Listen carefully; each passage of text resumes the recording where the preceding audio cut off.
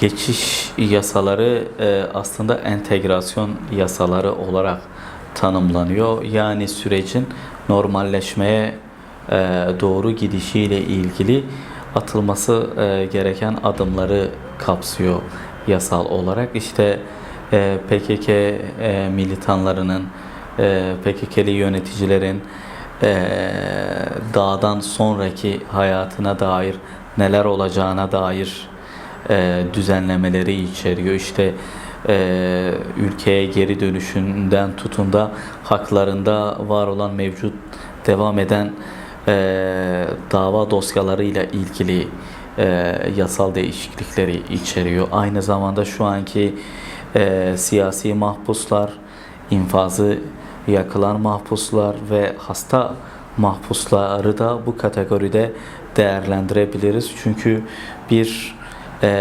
barış süreci olarak tanımlıyorsak biz bu süreci, bu barış sürecinin gereği olarak devletin PKK ile yapacağı barış neticesinde artık PKK'li mahpusların hapishanelerde bulunmaması da gerekiyor ve haklarında açılan tüm davalarla ilgili de yasal değişiklik öngörüyor. Şimdi bütüncül hukuk, bütünlüklü hukuk kavramı aslında meseleye haritanın bir bütününe birlikte bakmayı gerektiriyor.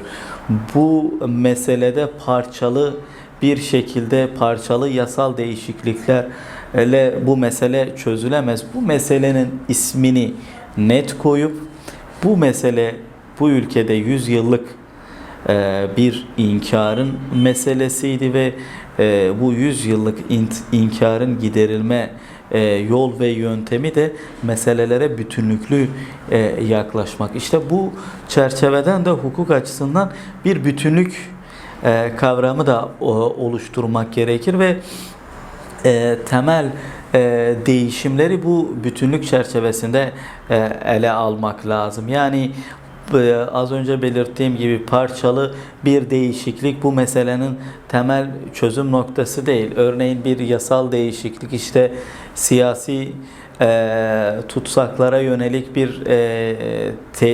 bir değişikliğin yapılmasıyla birlikte işte siyasi mahpusların tahliyesi meselesi değil. Meseleye bir bütün olarak bu sorunun ana kaynağı nedir ona bakıp bir bütün olarak yine bütünlükçü yaklaşıp bu meselenin çözümünü de yine bu çerçeveden ele almak gerekir. Aslında biraz açılmaya çalışılan kavram bu yönde.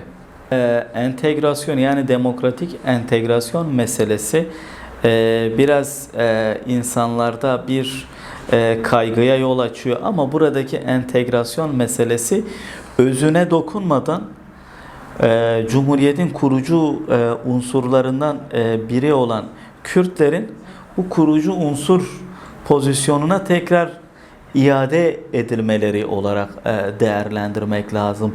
Biliyorsunuz 1921 Anayasası bir kurucu anayasaydı ve Kürtleri de yok sayan bir noktadan yaklaşmıyordu.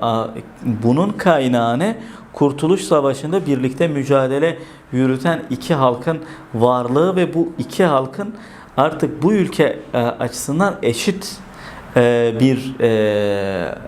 bir vatandaşlık içerisinde bulunması ve eşit vatandaşlıkla birlikte eşit yönetim hakkına sahip olması. Ama 21 Anayasası'ndan sonra 24 Anayasası ve bugüne kadar devam eden anayasaların tamamında bu mesele inkar üzerinden inşa edildi ve inkar bugüne kadar devam ediyor. Hani her ne kadar biz bugün süreci konuşuyoruz, karşılıklı devlet ve örgütün liderinin birlikte yürüttüğü bir süreçten bahsediyorsak da burada halen bir inkarın var olduğunu ve inkarı gidermek açısından bir çalışmanın yürüttüğünü de görmek gerekir. Bu noktada Cumhuriyet'in asıl taşıyıcı kolonlarından biri olan Kürtlerin bu tanınırlıklarının hukuk nezdinde sağlanmasıdır.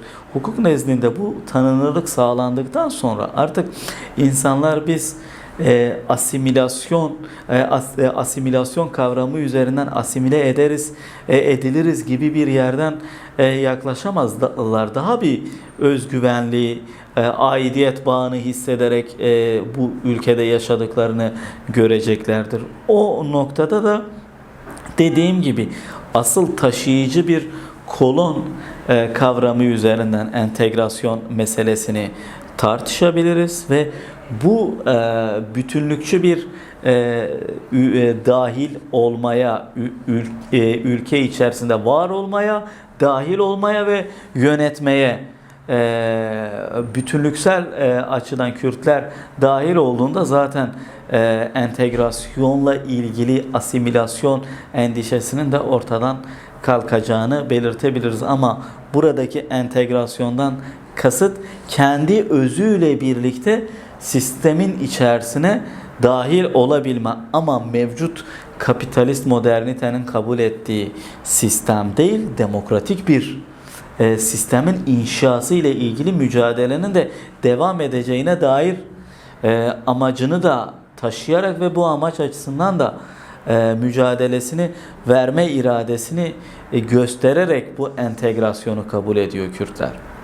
Ana dil var vesaire. Şimdi biz bu geçiş yasaları ile ilgili temel iktidarın, Cumhur İttifakı'nın temel motivasyonunu bilmiyoruz. Kulağımıza farklı bilgiler geliyor ama bunların tamamı teyide muhtaç bilgiler. Burada PKK örgütüne yönelik bir özel yasanın getirileceği dillendiriliyor. İşte kendisini fesheden PKK militanları ile ilgili başlatılacak olan tüm soruşturmaların kaldırılması, düşmesi ve davası devam edenlerin davasının düşmesi, hapishanede bulunan ve davaları kesinleşenlerin infazının durdurulması, hasta mahpusların tahliyesi, idari gözlem kurulu kararları ile ilgili artık bürokratik engellerin kaldırılması. Bunlar aslında geçişle ilgili şu anda atılması gereken ve devletten beklenen adımlar olarak sıralayabiliriz. Tabii bunların zamansal açıdan ne zaman yapılacağını öngörebilmek çok güç. Çünkü devlet içerisinde de parçalı bir bakış açısının var olduğunu görebiliyoruz. Ama şu anda yapılması gereken ilk geçiş yasaları bunlar. Bu geçiş yasaları yapıldıktan sonra artık güven ortamı ile ilgili farklı bir atmosferin de başlanacağını göreceğiz. Bu farklı atmosferle birlikte artık yavaş yavaş geçiş yasaları tamam, artık Kürtlerin hukuki tanınırlığı ile ilgili demokratikleşme adımlarının atılmasını beklemek gerekir. Yani burada bu süreçle ilgili ilk aşama neydi? Müzakerenin hazırlık aşamaları. Müzakerenin hazırlık aşamaları geçti.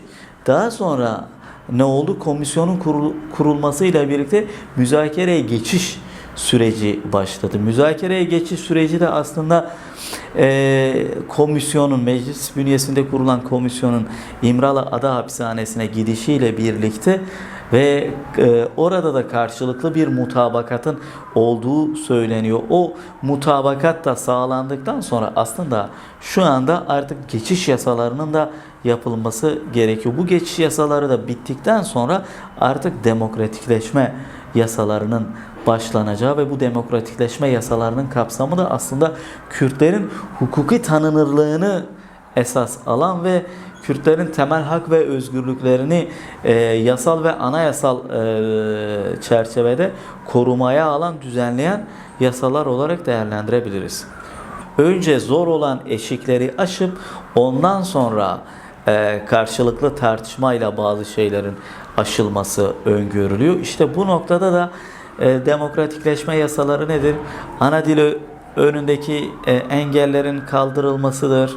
İşte kayyumlarla ilgili yasada ki engelin, belediyeler kanunundaki engelin kaldırılmasıdır. İşte demokratik hakların kullanımına dair, yani toplantı ve gösteri yürüyüşleri hakkına dair temel engellerin kaldırılmasıdır. İşte seçim barajının daha demokratik bir çerçeveye, daha demokratik bir noktaya indirilmesidir. Aynı şekilde Avrupa yerel yönetim şartındaki çekingelerin kaldırılması, ana dille ilgili uluslararası sözleşmelerde düzenlenen sözleşmelerdeki çekincelerin kaldırılması, aynı şekilde anayasanın 66. maddesiyle ilgili, yani ilk 4 madde şu an ilk 4 madde tartışmasına gereksiz polemikleri yaratmamak adına 66. maddesindeki vatandaşlık tanımını düzenleyen madde ile ilgili bir dokunuş değerlendirilebilir, düzenlenebilir. Bu tür değişiklikler işte demokratikleşme süreci açısından, demokratikleşme aşaması açısından atılması gereken adımlar olarak değerlendirilebilir. Bu da umut hakkı kapsamında aslında var olan bir talep ve biliyorsunuz umut hakkı ile ilgili 2014 yılında verilmiş olan bir mahkeme kararı var. Avrupa İnsan Hakları Mahkemesi'nin ve son 2 yıldır da Avrupa İnsan Hakları Mahkemesi kararlarını denetleyen Bakanlar Komitesi'nin gündeminde bu umut hakkı. Biliyorsunuz son Eylül oturumunda da bizler başvuru yapmıştık oraya. Gündemlerine de almışlardı ve Türkiye'de bir meclis bünyesinde bir komisyonun kurulduğunu ve bu komisyona işaret eden bir değerlendirme yapmıştı komite ve bu komisyonun aslında yasal değişikliklerle ilgili öneri yapması gerektiğini de belirtmişti. Yani bununla ilgili infaz yasasında esaslı bir değişiklik, yani anayasal bir değişikliğe ihtiyaç olmadan yasal bir değişiklik yapılarak sadece Sayın Öcalan için değil, idari bu şekilde tahliyesine, özgürlüğüne kavuşacağına dair bir umut bekleyen ve hiçbir şekilde ölünceye kadar hapis cezası şeklindeki hapis cezasına çarptırılan binlerce hükümlünün olduğunu da biliyoruz. İşte bu umut hakkı ile ilgili AİHM'in vermiş olduğu kararın uygulanıp yasal bir değişiklik yapılarak bu umut hakkı ile ilgili asıl beklenen değişiklik yapılarak da tahliyesi sağlanabilir. O noktada herkesin hassasiyetle yaklaşması gereken bir süreç. Biz de bu hassasiyet çerçevesinde gerek hukuksal gerekse kamuoyunu bilgilendirecek çalışmalar yürütüyoruz ve yürütmeye de devam edeceğiz. Bu kapsamda biz öncelikli olarak kısa süre içerisinde komisyonun raporunu şu anda aslında bekliyoruz. Komisyon raporu hazırlandıktan sonra bizler de gerek sürece dair hukuksal öneri, katkı ve hukuksal başvurular, gerekse de kamuoyunu bilgilendirecek, kamuoyunu daha duyarlı hale getirecek, demokratik refleks gösterebilecek bir çalışmalar dizisini elbette ki yapacağız.